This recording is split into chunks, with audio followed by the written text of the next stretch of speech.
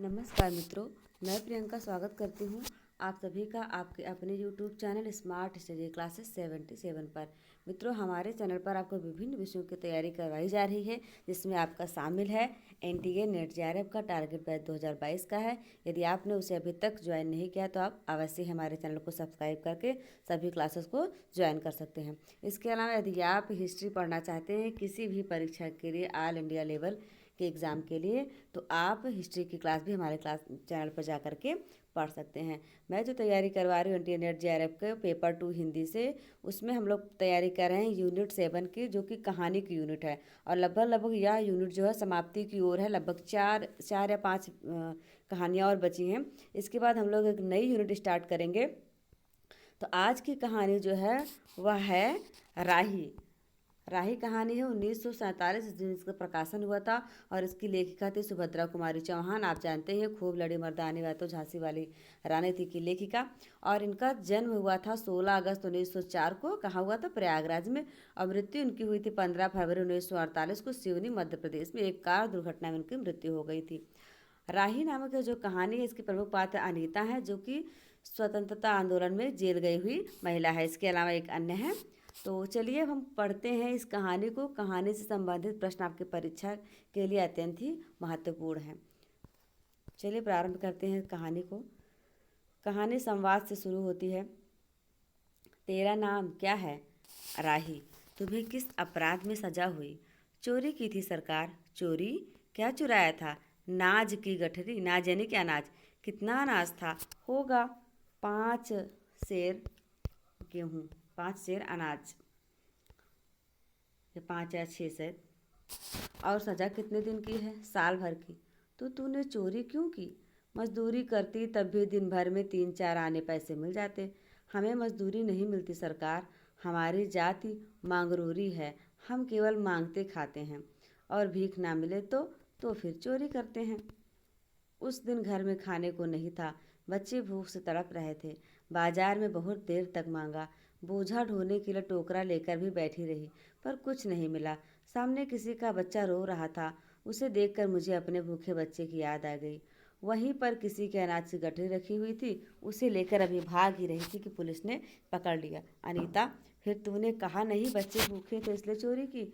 संभव है इस बात से मजिस्ट्रेट कम सजा देता। राही, हम गरीबों की कोई नहीं सुनता सरकार। बच्चे आए थे कचहरी में, मैंने सब सब कुछ कहा, पर किसी ने नहीं सुना। अनीता, अब तेरे बच्चे किसके पास हैं? उसका बाप है? राही, उसका बाप मर गया सरकार। जेल में उसे मारा था और वही अस्पताल में वह मर गया। अब बच्चों का कोई नहीं है। अनीता, तो तेरे बच्चों का बाप भी जेल में ही मरा? वह क्यों जेल आया था? राही, उसे तो बिना कसूर के ही पकड़ लिया था सरकार। ताड़ी पीने को गया था, 2-4 दोस्त उसके साथ थे। मेरे घर वालों का एक वक्त पुलिस वाले के साथ झगड़ा हो गया था, उसी का उसने बदला लिया। 109 में उसका चालान करके साल भर की सज़ा दिला दी, वही मर गया। अनीता, अच्छा जा अपना काम कर। अनीता सत्याग्रह करके जेल में आई थी। पहले उसे B क्लास दिया गया था, फिर उसके घर वालों ने लिखा पढ़ी करके उसे A क्लास दिलवा दिया। अनीता के सामने एक प्रश्न था। वह सोच रही थी, देश की दरिद्रता और इन निरीह गरीबों के कष्टों को दूर करने का कोई उपाय नहीं है। हम सही परमात्मा के संतान हैं, एक ही देश के निवासी। कम से कम हम सबको खाने पहनने का समान अधिकार तो है ही। फिर यह क्या बात है कि कुछ लोग तो बहुत आराम करते हैं और कुछ लोग पेट के अन्य के लिए चोरी करते हैं। उसके बाद विचारक के अदूरदर्शिता के कारण या सरकारी वकील के चातुर्यपूर्ण जिरा के कारण छोटे छोटे बच्चों की माताएं जेल भेज दी जाती हैं। उनके बच्चे भूखों मरने के लिए छोड़ दिए जाते हैं। एक ओर तो यह कैदी है जो जेल आकर सचमुच जेल जीवन के कष्ट उठाती है, और दूसरी ओर हम लोग जो अपनी देशभक्ति का ढिंढोरा पीटते हुए जेल आते हैं। हमें आम तौर से दूसरे कैदियों के मुकाबले अच्छा बर्ताव किया जाता है, फिर भी हमें संतोष नहीं होता।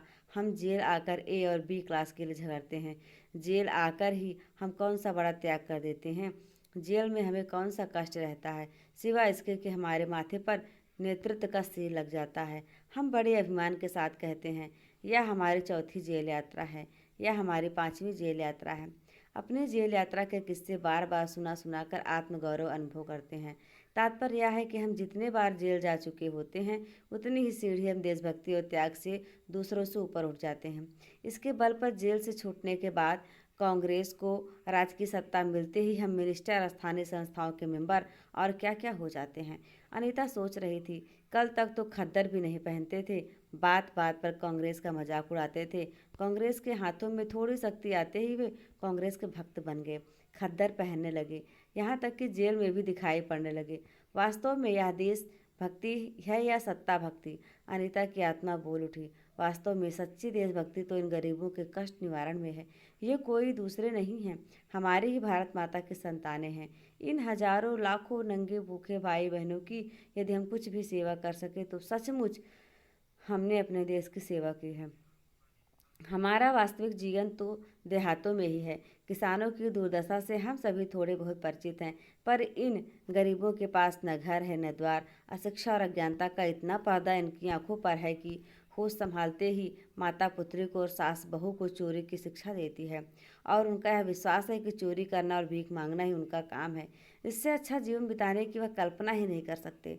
आज यहाँ डेरा डाले तो कल कहीं और चोरी की, बचे तो बचे, नहीं तो फिर 2 साल के लिए जेल। क्या मानव जीवन का यही लक्ष्य है भी अथवा नहीं? यदि नहीं है तो विचारदर्श की उच्च सतह पर टिके हुए हमारे जननायकों और युग पुरुषों की हमें क्या आवश्यकता? इतिहास, धर्म, दर्शन, ज्ञान, विज्ञान का कोई अर्थ नहीं होता, पर जीवन का लक्ष्य है। अवश्य ही संसार की मृग मरीचिका में हम लक्ष्य को भूल जाते हैं। सतह के ऊपर तक पहुंच पाने वाली कुछ एक महान आत्माओं को छोड़कर सारा जन समुदाय संसार में अपना को खोया हुआ पाता है। कर्तव्य का उसे ध्यान नहीं रहता, सत्यासत्य की समझ नहीं। अन्यथा मानवीयता से बढ़कर कौन सा मानव धर्म है? पतित मानवता को जीवन दान देने की अपेक्षा भी कोई महत्तर पुण्य है? राही जैसी कोई भोली भाली किंतु गुमराह आत्माओं के कारण कल्याण की साधना होनी चाहिए। सत्याग्रही की यही प्रथम प्रतिज्ञा क्यों न हो? देशभक्ति का यही मापदंड क्यों न बने? अनीता दिन भर इन्हीं विचारों में डूबी रही। शाम को वह इसी प्रकार कुछ सोचते सोचते सो गई। रात में उसने सपना देखा कि जेल से छूटकर वह इन्हीं मंगरूरी लोगों के गांव पहुंच गई है। वहां उसने एक छोटा सा आश्रम खोल दिया है। उसी आश्रम में एक तरफ छोटे छोटे बच्चे पढ़ते हैं और स्त्रियां सूत काटती हैं, दूसरी तरफ मर्द कपड़ा बुनते हैं और रुई धुनते हैं। शाम को रोज उन्हें धार्मिक पुस्तक पढ़कर सुनाई जाती है और देश में कहाँ क्या हो रहा है यह सब सरल भाषा में समझाया जाता है। वहीं भीख मांगने और चोरी करने वाले लोग अब आदर्श ग्रामवासी हो रहे हैं। रहने के लिए उन्होंने छोटे छोटे अपना घर बना लिए हैं। राही के अनाथ बच्चों को अनीता अपने साथ रखने लगी है। अनीता यही सुख स्वप्न देख रही थी। सुबह 7 बजे तक उसकी नींद नहीं खुली। अचानक एक स्त्री जेलर ने उसे आकर जगा दिया और बोली, आपके पिता बीमार हैं, आप बिना शर्त छोड़ी जा रही हैं। अनीता अपने स्वप्न को सच्चाई में परिवर्तित करने की एक मधुर कल्पना लेकर घर चली गई। तो मित्रों, यह रही कहानी। आपने देखा कि गरीब लोगों को किस तरह से एक आसान से बात पर भी इतने बड़े मुकदमे फंसाकर इतनी बड़ी सज़ा दी जाती है। फिर आप देखते हैं बड़े बड़े लोग कितने जुर्म करते हैं लेकिन उन्हें कोई सज़ा नहीं मिलती है।